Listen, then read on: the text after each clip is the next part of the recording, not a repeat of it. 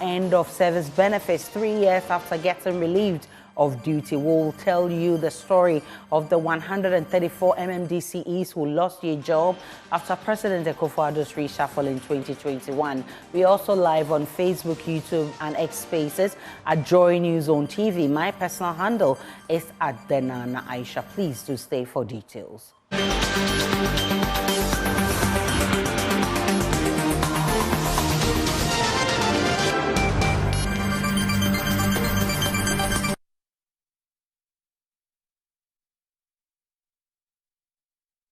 Many thanks for choosing us. The Sutufi South District Assembly in the Ahafo region is courting the support of stakeholders to help curb the upsurge of child labor in the area. Children in the area are found to be engaged in a form of child labor, especially in illegal mining and farming activities. The local assembly has taken steps in drafting an anti-child labor bylaw to protect children from the menace.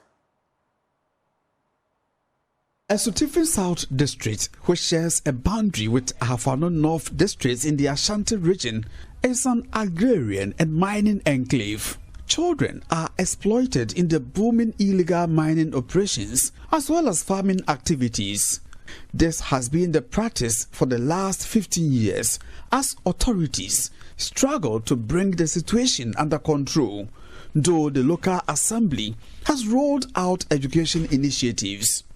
District Chief Executive Robert Jomo has bemoaned the involvement of children in the illegal mining at the expense of their education. Sutufi South District being agrarian district, that means we do a lot of farming, and unfortunately for us, for the past 15 years, we've also been mining.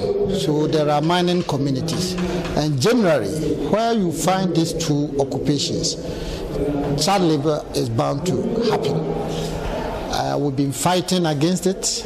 We've been educating them. For last year, for instance, we were in Romso, where they have small scale and other mining activities over there. And we spoke extensively on them, and this is another program that we have organized. When you go to the site, you see children picking stones, that is mining materials for processing. Others also carry the stones for a token to the processing centers. And apart from that, there are some of them who have graduated. I told you the mining activity started over 15 years ago. So there are some of them who started as children, but now it seems they've been graduated to adulthood, and we see those people operating there. Mr. Jomo was speaking at the International Day Against Child Labor event organized by NGO Nature Aid Ghana at Konkontreso, one of the endemic communities. He's encouraging parents to take advantage of government's free SHS program to improve the lives of their wards. He told journalists that the assembly is drafting anti-child labor bylaw. Since assembly used to go there regularly to check all these things, now you don't see the children as we used to see. So we can say that it is minimized at the moment. So with the passage of the bylaw against child labor, I believe the assembly itself can arrest people and prosecute them for that offenses. The lawyers are preparing it. I think we started last year. We haven't come out with the final draft. When the final draft comes, I think I will be able to speak to it. So with the committees in place, I think they will be able to fish out those parents who are using their children for the work which is highly bigger than their capacity. They will be able to fish them out and we deal with them. Konkontreso is one of the child labor endemic communities. At least 4 out of every 10 children on the streets are victims of one form of child labor. The not-for-profit organization Nature Aid Ghana has been busy supporting the efforts of the local assembly to help change the narrative. Officials, through the formation of community child support committees, are working with parents, educational institutions, traditional authorities to change the situation. Joseph Barado is the Executive Director of Nature Aid Ghana. This area in particular, when you pick about 10 children, you get at least not less than 3 or 4 involved in child labor. Our scope of work, we actually helping the community develop community action plans, trying to, diagnose their own problems, and then prefer solutions to these problems, and then so that we also facilitate the process for them to develop bylaws and other strategic activities. Parents are now more aware of the adverse impact of child labor in the area. From Ahafo region for Joy News, Ohime Interior reporting. Well, I've been joined by Executive Director of the Nature Aid Ghana, Joseph Barado, for more on this. Grateful for your time, Mr. Barado. What was the criteria in drawing the conclusion that 4 out of 10 children in the Sutufi area are engaged in one form of child labor?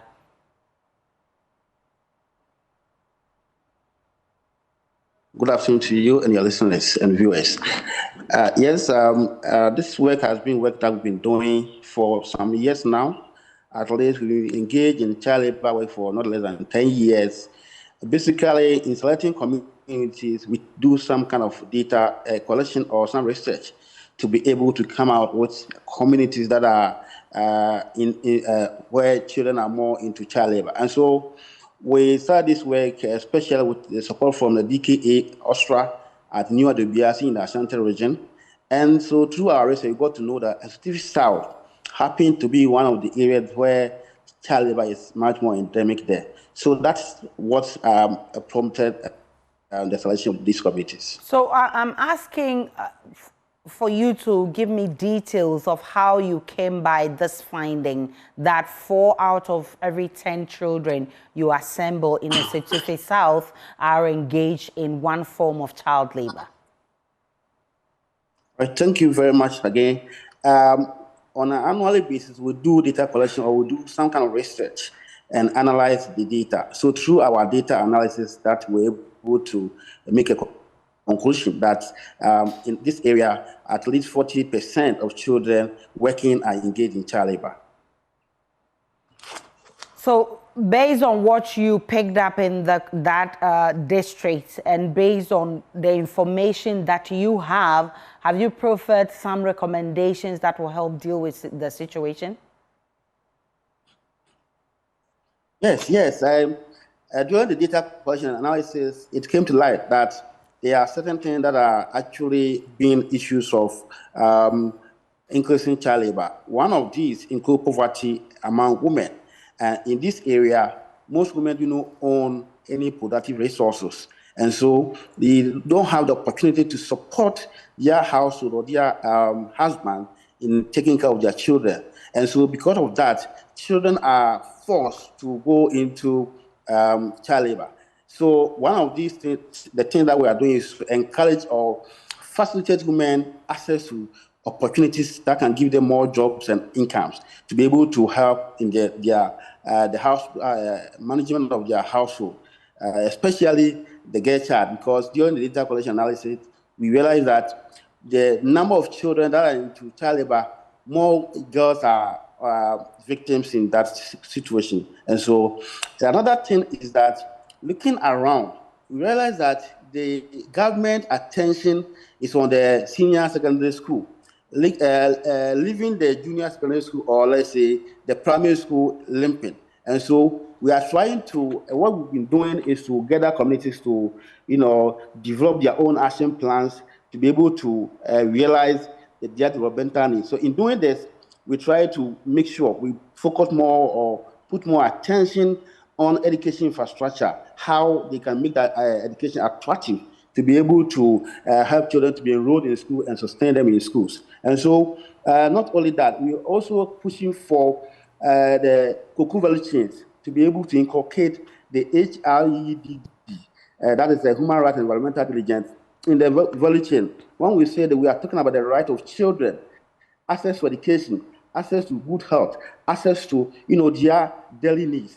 And so all cocoa sectors, stakeholders are to be mindful that this is one of the policies that the EU is promoting. Not only in EU, we as also stakeholders are also saying that this kind of law or strategic thinking is important for us to be inculcated, for them to be inculcated in the cocoa value chain, because once you respect the human rights, it means that you are respecting the right of the children. It means that you are going to make sure the farmer who is giving the cocoa will not use his or her word in doing child labor work. And also by so we go a long way to promote the welfare of children.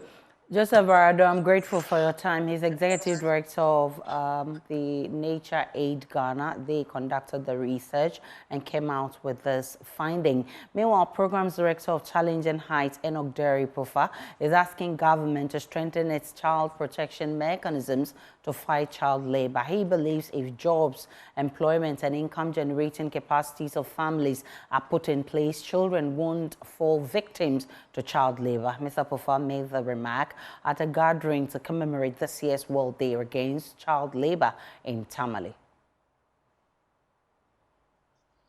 Site each year to highlight the issues of child labor.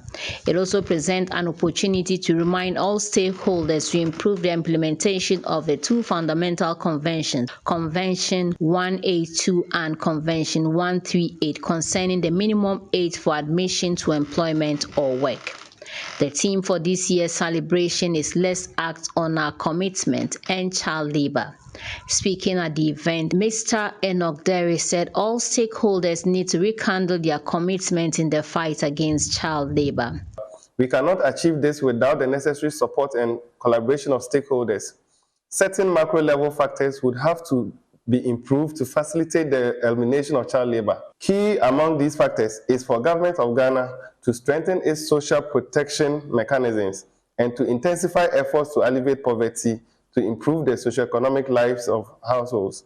By boosting employment and enhancing income-generating capacities of families, children are less likely to be forced into child labor due to lack of basic needs. There is evidence that 60% of out-of-school children in Ghana are engaged in child labor. This means that any program or policy to improve children's schooling is likely to contribute towards the elimination of child labor. That is why at Challenging Heights, we say keeping children in school is our business. The head of Anti-Child Trafficking Unit at the Northern Regional Headquarters of the Ghana Police Service, DSP William Ayaruga, said it is essential for government to strengthen existing laws and policies to ensure child labor is comprehensively addressed.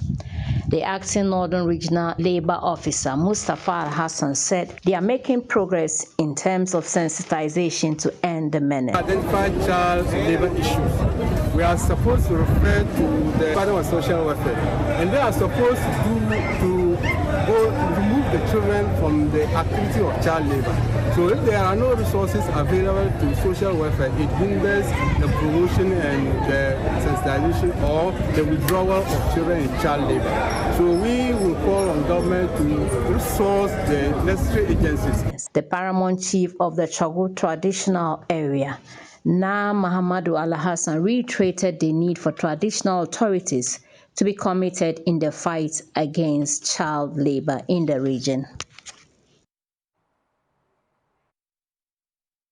There's looming danger at Kiseman in the Greater Accra region after a bridge in the area was flooded this dawn after hours of rains. The residents blocked the road leading to the bridge this dawn, leading to the heavy vehicular traffic. The stream that caused the flood has since receded, but residents warn if the bridge is not reconstructed by the government, it will continue to endanger their lives. Listen to some of them. You know, it's not the bed, you know. Before, we are having a stock area, the place they have put this storage bedding. If it rains, it's stuck there, then it start to move small. They sold the place to a certain man. They say it's an old soldier. Now the person has filled the place. So if it rains, the rain doesn't go. So it falls through. That's why the people are suffering. Some houses are there. Before some years ago, if it rains, it doesn't enter to their house. It goes to learn. But it do move people, but not like this. But since they sold the place to the man and they filled the whole place is flooded. If it rains, the rain doesn't have way to penetrate. That's why we are facing this problem. So if they doesn't destroy that bedding and dig the whole place again, it will rain 100,000 years. We will face the same problem. The problem can also, they have to destroy those bedding and clear the land to be clear. Man, with the car garage, they have to destroy those places because there's a place which they fill before if it rains, the water ends there and then goes slowly through the gutter. But because now the water doesn't have way to go, that's why we are facing this serious problem here. But the NADMO officer says it will take more than pulling just that structure off. It will take a lot of structures to be pulled off. Are you ready for that? I'm ready for that. If they do that, everybody will free. The government you ready, will be free. I mean, as a community, not you alone? Yeah, we accept it. All the committee have to understand. They will accept it. The flood have taken over everything again. So we are pleading to the government to come to our aid and come and raise the bridge.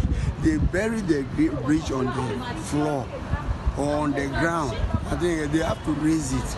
The contractor who did this thing, I'm still repeating it again, he have to look at the Christian Village Hill and look at the Paraku before construct the bridge. And I think that the bridge is high, it won't disturb anybody. You can see Achmontan Bridge, Achmontan overhead, and the Apenkwa and Co. So that is how I suppose we are pleading. They should come to our end and come and do this thing for us. It's too much for us. From this place, people have to go to Racho. Going to Akwambenya, that's where the river is coming from. You can come and see, you can go and witness the things over there too. I hope that one will be worse than this one. Please, people should do something about it. So you. Meanwhile, NADMO officials have blamed the construction of houses along the banks of the stream as a major cause of the perennial flooding in that area. In an interview with JoyNews, Municipal NADMO Director for Ga East, Seth Kofi Osekusi, said pulling down those structures will help solve the issue.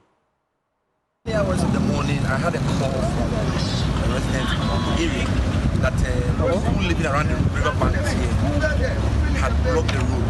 So quickly I drove here myself.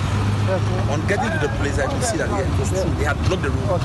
And that this place is a transit place for people coming all the way from Kwambenya and to Accra. So we got to this place and we had to talk to them, but they didn't listen to us. They had to call in the police to come in. The police came, they didn't listen to them. So barely over almost about 2 hours, there was no movement of cars. Those coming from Accra couldn't drive through. Those coming from Piletu also could not go through. So we have to go back to redirect all the cars to go back to Domin. So it took an intervention of one NADMO officer who lives in Domin, who happens to be an ex-army officer. He came to engage the guys seriously before he paved way for drivers to go through. So for about 2.5 hours, the road had been blocked this morning. You are an officer. Is this the first time you are hearing of an incident like that at this particular place? And you know, this has been happening consistently. Apparently, I live here. I've lived here for about 32 years. 3 weeks back, Ga East and Kaipre North, we both came here. We both came here to make assessment. And when we went there, people are putting their structures right on the river banks that the flooding gets through their rooms on the window, above the window level. So we asked them, why are you people still here? We come here to do sensitization, telling them this year the rains that are coming are very serious. And when it rains at the eastern region, we down here receive it. So sometimes it rains there, doesn't rain here, we get flooded. But we've spoken to them severally, and they're still there. The main thing is that the assembly and the state need to put their foot down and make sure the structures at the river banks are moved, or else we'll say it today, we'll say it tomorrow, because I'm not the first person saying it.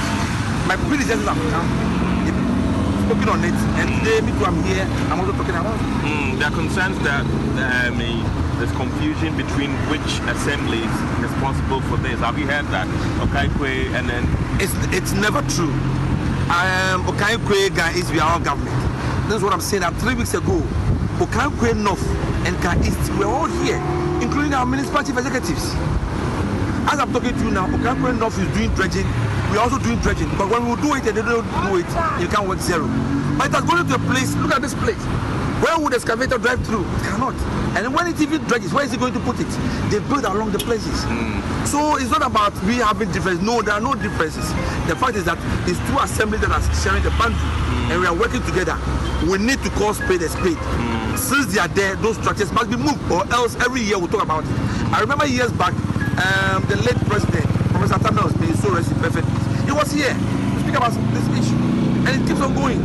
So it's high time we call spade a spade. And we'll move them, or else we can't do anything. Okay, so you mean all these structures have to be pulled down before a solution can be arrived? Yeah, you both left and right. Yeah, these structures, when you go there, these structures are sitting right at the riverbank, about human foot, 5. Former Metropolitan, Municipal and District Chief Executives are chasing government for their end of service benefits 3 years after getting relieved of their duties. 134 MMDCEs lost their jobs after President Akufo-Addo's reshuffle in 2021. According to the appointment letters, the MMDCEs were entitled to some benefits, including a 3-month consolidated salary and installation grant. But 3 years on, government is yet to pay the money in full. They have since sent a petition to the Vice President's office to get the matter resolved. Lead convener of the group, a former MCE for Akachi South, Leo Nelson Aji Joga, joins us via Zoom for more. Grateful for your time, Mr. Nelson. How much does government owe you, Mr. Nelson? And kindly unmute for me.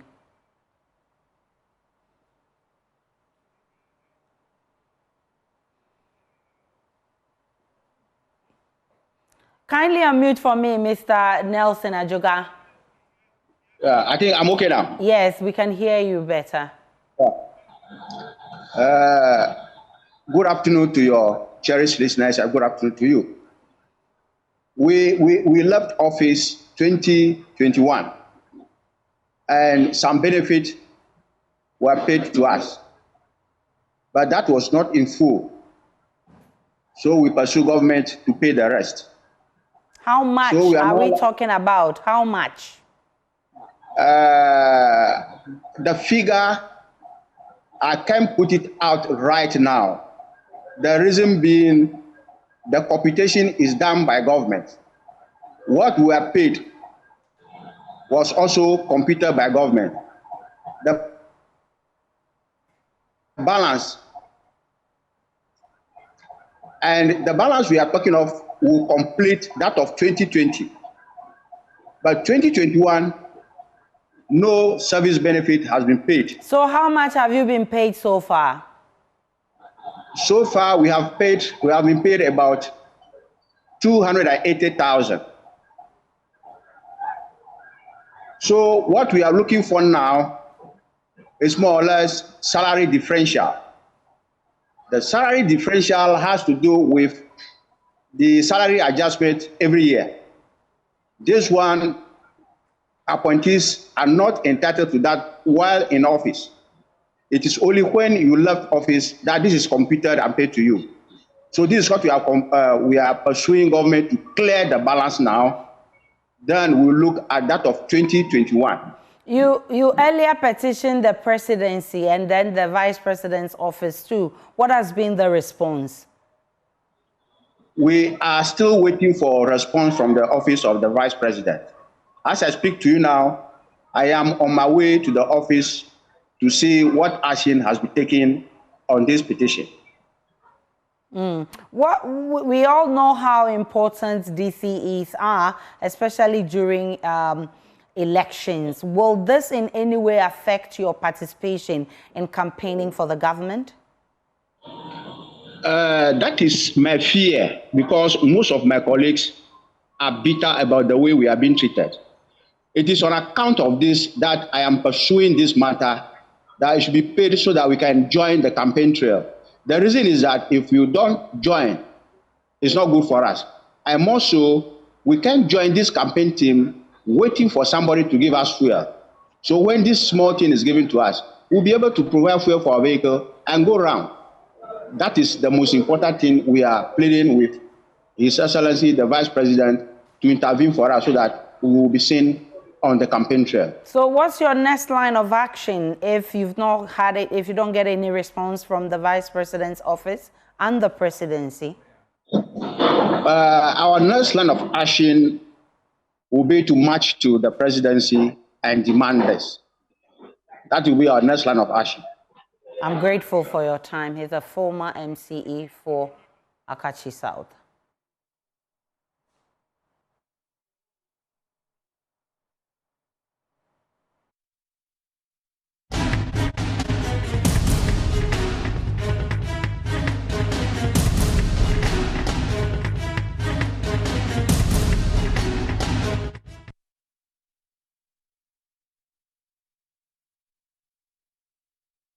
Let's now take you to the court where audio recording between Richard Jakpa and Godfred Yabuadame has been readmitted into evidence in the ongoing trial for the same reason and more that the recording was admitted for the mistrial application ruling. Same reasons still apply, Judge. In the interest of reciprocity, the pen drive has been admitted because if the prosecution were the ones presenting the electronic evidence, it would have been admitted. That's the judge in her ruling. We'll be bringing you more of this in our subsequent bulletins. Latif Idris is the man monitoring this for us. Let's take a break on JoyNews Today. When we return, we'll bring you business.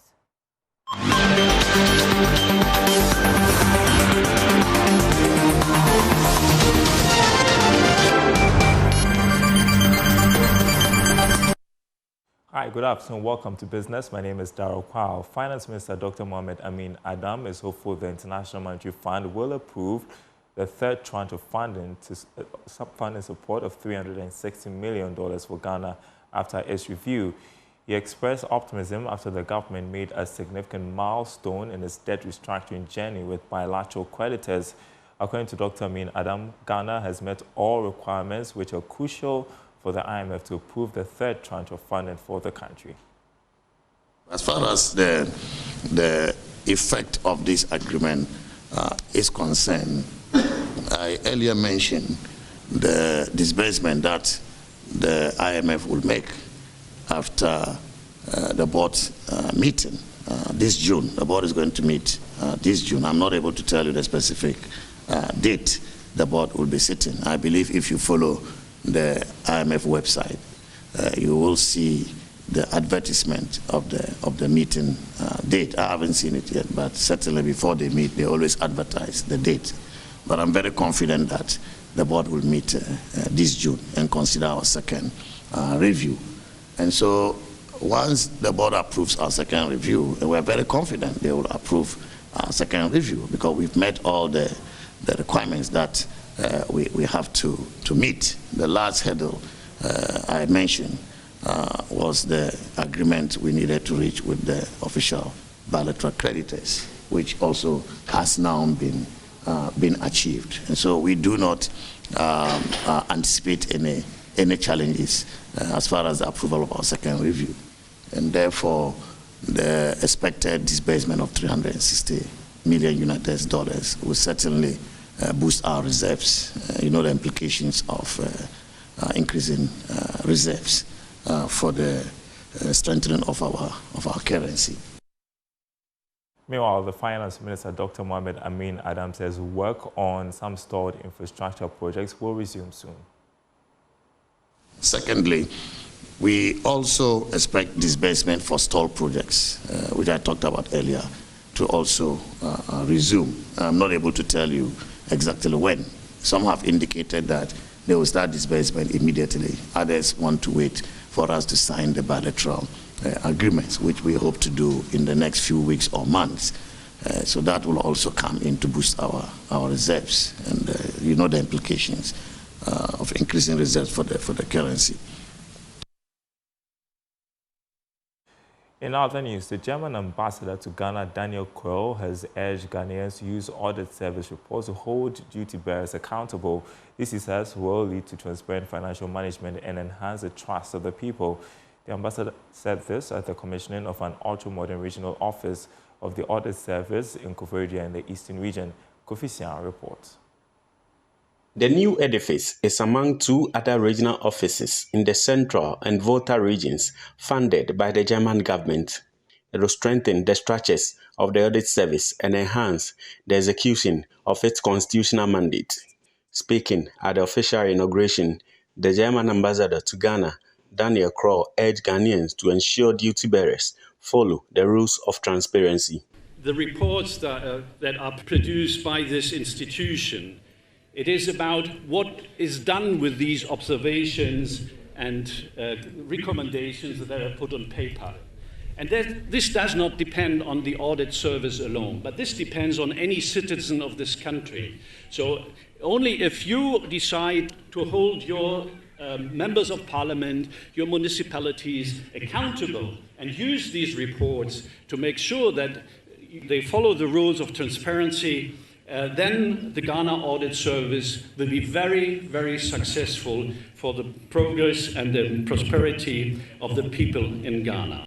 The Auditor General, Johnson Ekuamoesiedu, lauded the President for increasing the Audit Service's annual budget, which he says has enabled them to renovate some of the offices. This reality has been due to the massive support of the government to the Audit Service in our determination to help curb the menace of corruption.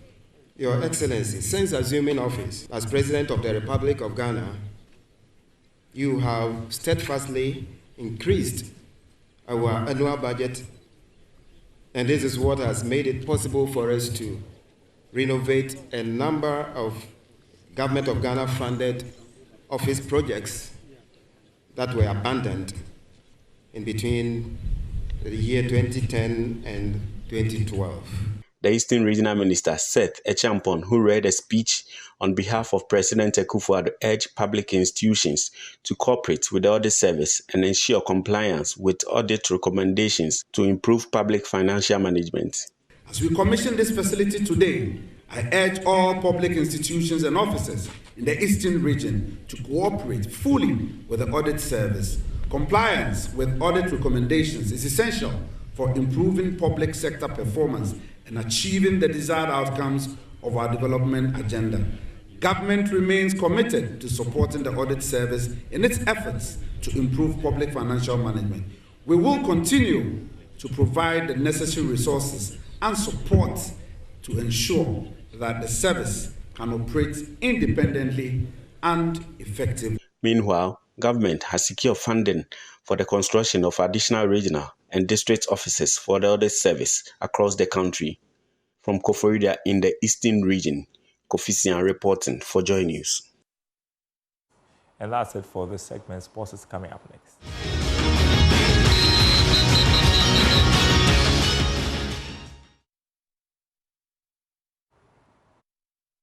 Let's do sports now on JM Today. I am Haruna Mubarak. Now, the Black Stars will discover their opponents for the 2025 Africa Cup of Nations qualifiers on July 4. The draw for the qualifiers, consisting of 48 nations, will be conducted in South Africa. The qualifiers will kick off in September this year to determine the 24 nations who will compete in Africa's biggest event in Morocco next year. The recent history has been challenging for Ghana, with a team suffering group stage exits in the last two editions. Ivory Coast are the defending champions of Africa, having beaten Nigeria 2-1 in the final.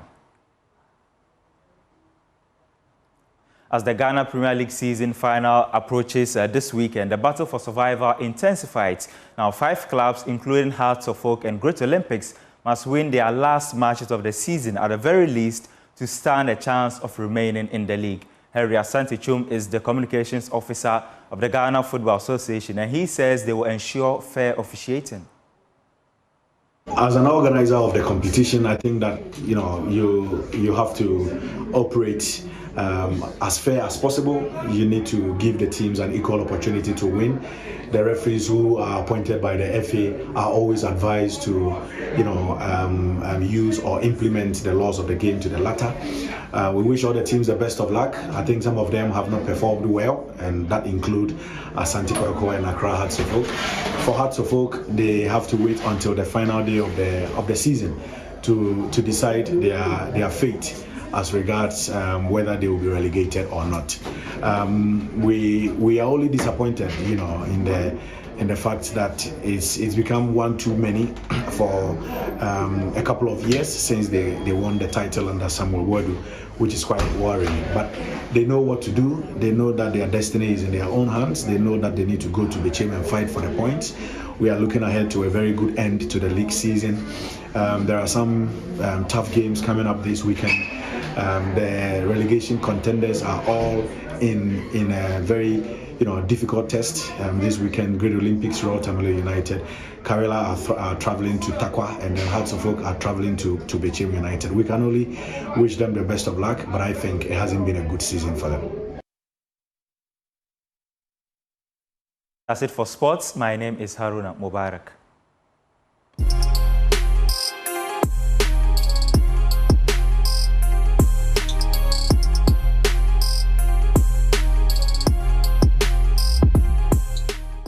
Good afternoon and welcome to the Showbiz segment with me, Jacqueline and Samar Yeboah. Now to our first story, if you thought the reigning Talisol Artist Ghana Music Award Artist of the Year Stonebwoy had a beef with King Promise, then think again. Now this morning on Daybreak Hits on his FM, Stonebwoy set the record straight that his lack of response to King Promise's congratulatory message on social media was nothing more than oversight.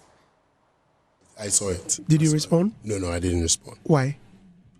No, I didn't think to respond. I just saw it. There's so many people have not responded to congratulatory messages. So I think it's in that basket, believe me. And there's nothing attached to that at all. It's nice to congratulate people when, they win. When you think you feel like, I'm not that petty. It doesn't have, truly speaking. But a lot of people think that there is some bad blood, and that was why you didn't respond. No. I please beg that we shouldn't take it that far. There's no bad blood. I can never, ever be seen. It cannot be like that I can promise have anything. No. On that note, it's a wrap for the Showbiz segment with me, Jacqueline and Samar Yeboah. Over to you, Aisha. Thank you very much, Jackie, for bringing us Showbiz. The one that caught me is Celine Dion battling for health. I really love that woman. Yeah. I think she's vowing to come back to stage despite the syndrome. Definitely, I'll be one of the patrons of her concert, even if she has to crawl. Even if she coughs, I'll pay and go and watch. Right. And thanks so much for bringing us Showbiz. That will be it for the bulletin. My name is Aisha Ibrahim. Log on to myjoyonline.com. There's more of the news and updates of all the developing stories. To enjoy the rest of our programs.